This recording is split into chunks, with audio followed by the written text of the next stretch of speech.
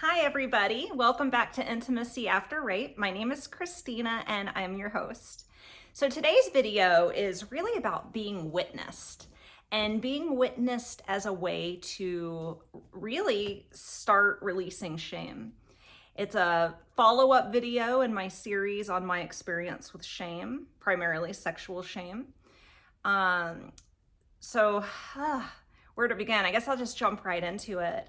So in some previous videos, I've shared my story about being drugged and raped in my 30s, and also a video on my experience with how shame really was just like, it sounds gross, but the word that's coming to me is like rotting at me. I feel like shame, as I'm about to say this, I can like feel it in my body. Shame feels like it like stole my life. Okay, it just ate at me and made me do things. It was almost like I was possessed by like shame. It had me do things that I probably wouldn't have done, like really hide myself, not play full out in the world. I hid from everyone. I even hid from my best friend. I had told her about my, this drug and rape, but I don't think I ever fully made it. I kind of gave her the good parts. I wasn't fully vulnerable. And so when you don't share that whole story or just the parts you want people to hear, it still lives in you. And so my first step in releasing shame was being witnessed. Now, at the time, I had no idea that that was going to start my healing journey. So what happened was, I found myself about 4 years after the last time I was raped. I found myself in a relationship that didn't feel compatible. I was not happy. All right. Wasn't a bad person. I made the decision to be with this partner based on woundings and shame. Okay. So I found myself in this relationship. I've got my 2 kids. I was living in the middle of the desert. I didn't have really a lot of friends out here to talk to. And this divine forces at work put me into a women's group. I had never thought about being in a women's group before. One thing led to another, and I just so happened to have found these 2 women, and we formed a group. And these 2 women were incredibly wise. They were older and really the kind of women I would want to be when I grow up. Well, about the time I found the group, I also found out that my partner had a porn habit, and a porn habit that he had lied about. And I'm going to go into that in other videos because it's very pivotal, very pivotal. And so I, made a little date with one of the women in my women's group to discuss this because I was just so upset that I had been lied to. And so I went up to her house, and she had a very healing environment. It was like everything was set up for just healing at her house. And so I started talking to her about this thing that my partner and I were going through. And I don't know how it happened, but one thing led to another. And I started telling her about my experience being drugged and raped in my 30s. By the way, I keep saying in my 30s because it was in my teens and my 20s, but this situation that happened in my 30s was so shameful, and I'll tell you why. I had met this guy. He was a mutual friend, and he had this beautiful lake house out in the middle of the woods. It was such a wonderful like vacation spot, right? And so there was 2 instances where I stayed a chunk of time at his house. It was kind of a party house. And he ended up drugging me and doing things to me every night while I would stay there. And because he checked all the boxes, and I was so desperate for connection, and particularly with him, because it really, I put everything I wanted him to be, I made him that, even though he wasn't, right? And so it didn't fit into my narrative that he was drugging and raping me, because in my head, like, he would not, why would he do that? I'm so into this guy. Deep down, I knew something was happening. Deep down, I knew. And I kept pushing it away and making up stories like, oh, I must have just been tired and fell asleep and don't remember what happened.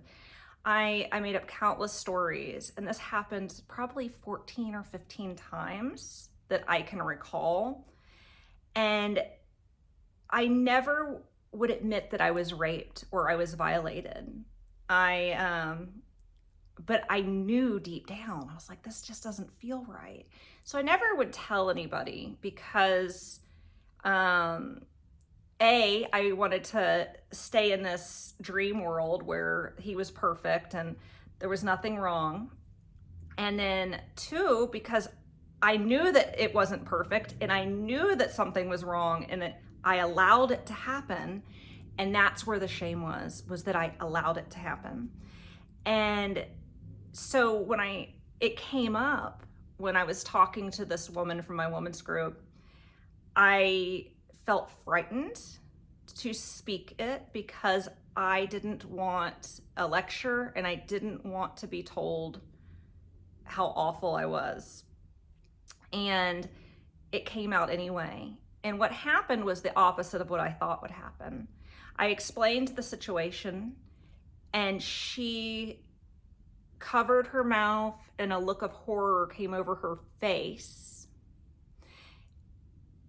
And that was in reaction to when I told her that the last thing I remember one night was there were there was like 2 handfuls of men, maybe 1 or 2 other women at this house that night. And I don't remember what happened, but I woke up with a black eye, blood on my face, my nose bruised, bloody nose, and no one could tell me what happened. You know, there was at least 10 people left over from the night before and no one could tell me what happened. And so when I told her this, she just covered her mouth and her face she looked horrified and she started crying, and then she held me. And I cried because in that moment, seeing her reaction to my story had me realize that I was hurt. Like it was what I needed to see her reflecting what I knew inside. And that was the pivotal moment. I didn't know it at the time. It wasn't in my head, oh, I just released shame or I just started my healing journey. Things got worse from there, and I went through this really hard time at the beginning of this sexual healing journey.